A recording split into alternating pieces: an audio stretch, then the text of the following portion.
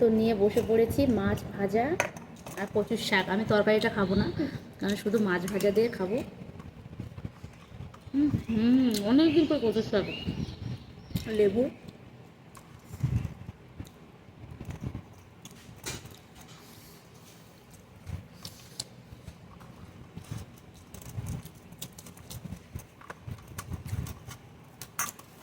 তো আমাদের বাড়িতে কচুর শাক হয়েছে, প্রচুর কচুর শাক।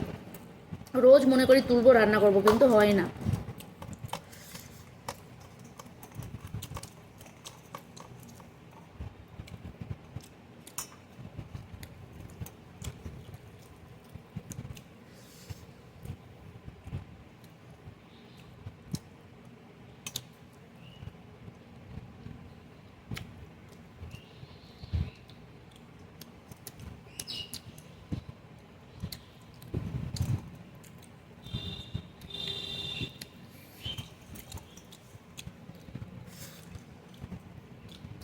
চলো তাহলে।